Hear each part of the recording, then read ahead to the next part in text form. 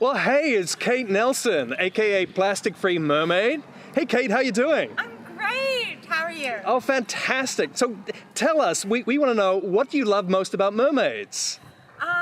Well, I love that they're just now starting to come out. They're now starting to feel safe enough to expose themselves to the human race, to emerge from the beautiful oceans, to advocate for themselves, to advocate for, come on humans, like clean up your act. Yeah. And what do mermaids love most of all? Because most of us don't really know much about them. What do mermaids love most? Well, I suppose. Okay.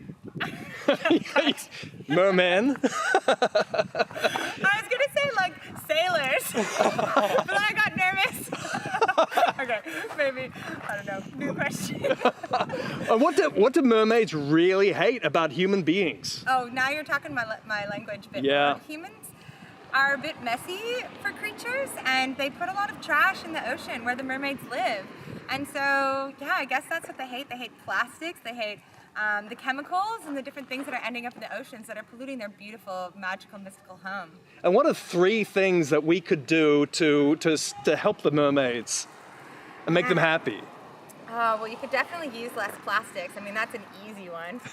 So cut back on your single-use plastics, cut back on all the plastic packaging of your food and products. Number 2, you could get in the ocean more, so you could enjoy the environment, enjoy nature, so that you're more connected to nature, so that you remember to use less plastics. And number 3, maybe eat less fish. Keep more fish in the ocean so that the sharks are less hungry too. Wow, that's such good advice. And look, what we love about you most is that you've been on this plastic-free journey. For how long now? Over a decade. Over a decade.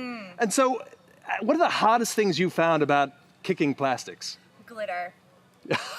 You can't give up glitter. No, I had to, but it was tough. It was very tough. Glitter is a microplastic, so it's tiny, it's beautiful. I'd love to put it all over, but yeah, it's just like, you know, it's a symbolic of us wanting something and it being this amazing, magical thing that contributes to our life, but it's so fluffy, it's so shallow, we don't need it. We could use petals. So glitter was tough, but also other things, you know, like a lot of vegan foods are packaged in plastic, so that was a bit hard to give up, but you know, I just learned to make things at home.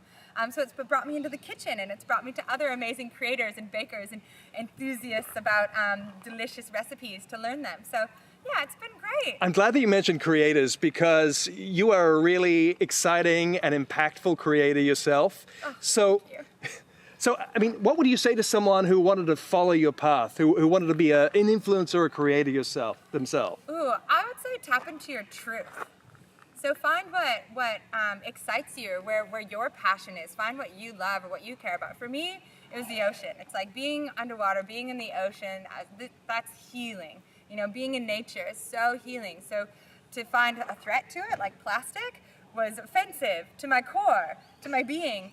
And you know, there's many threats to the ocean, but that was one that I was like, man, I use a lot of plastics. That's something that I can change. So, you know, finding a niche, finding an issue that I was able to be like, gosh, this is, of all the things affecting the planet, this is one thing that I can do, and it's going to have a big impact, if only just for me. And then be authentic, share it, lead by example, with positivity and mermaid sparkly magic, your own unique magic. Kate, we are so lucky to have found you sitting mermaid-like on your rock here today, looking out for passing sailors. Looking out for all those sailors and all those people using the plastic. The Merrier!